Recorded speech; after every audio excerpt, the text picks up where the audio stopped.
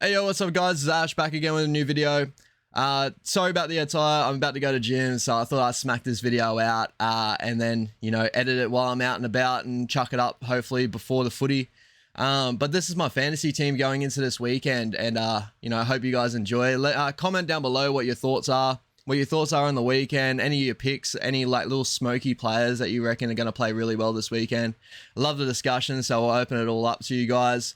And yeah, let me know what I need to fix up on, this and that, but let's get straight into the video. So my backline's all going to stay sturdy for most of this year.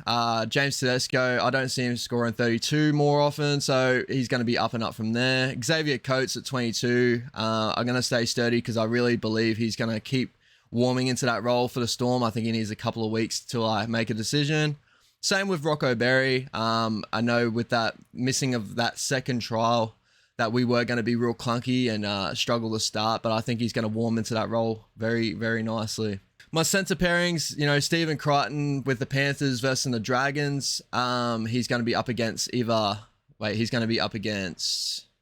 Moses Suli. So I could see a really good matchup there. Hopefully him scoring in the high 40s. Maybe not getting that 57 with that try, but who knows? We'll see how Stephen Crichton goes this weekend. Will Penasini with the Eels versus the Sharks. I think that's going to be a sick matchup.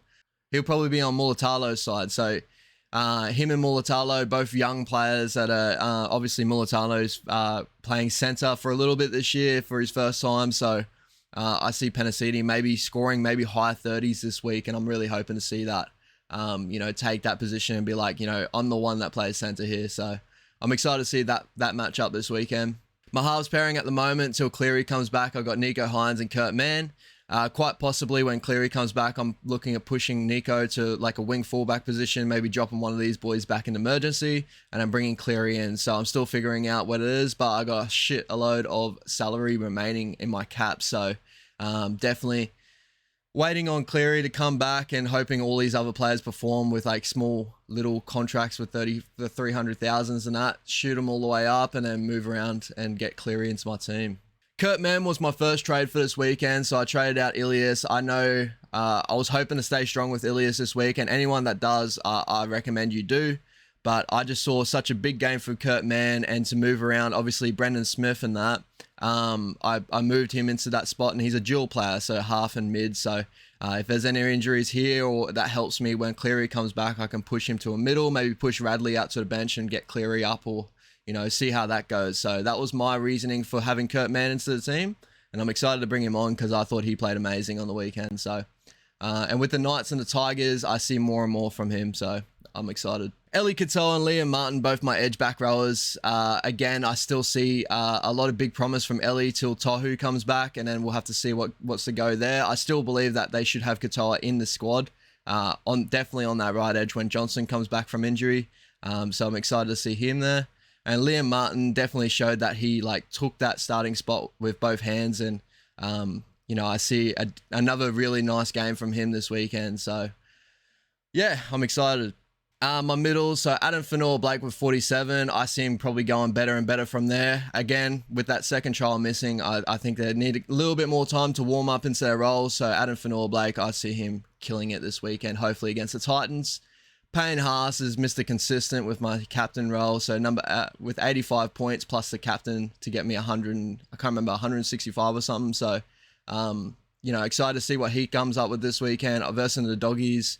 They got a good forward pack that will take it to him, but as I said, Payne Haas, Mr. Consistent, slap a captain on him. He's going to keep running for you all year. And Victor Radley, this one is still, as I keep saying, is a controversial one. I believe, he's maybe not a fantasy player, but I believe he's so instrumental to the Roosters this year.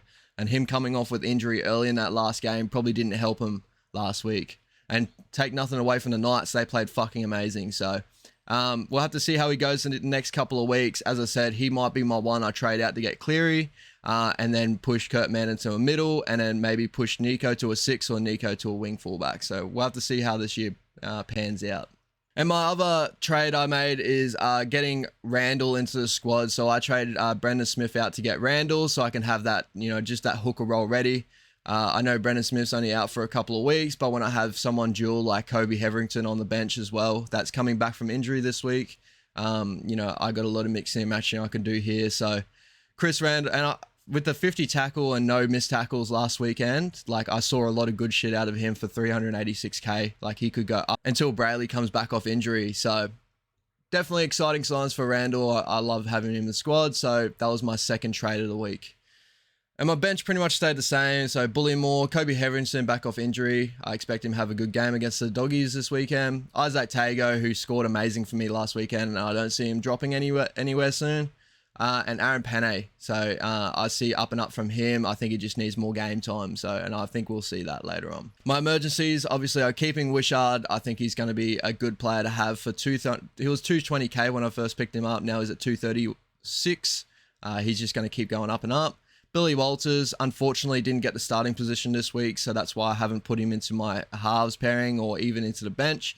But hopefully he keeps getting that scores like that later on in the year, maybe coming as a 14. Schneider out with COVID. I'm keeping him emergency because he's going to be an amazing player to have in fantasy this year.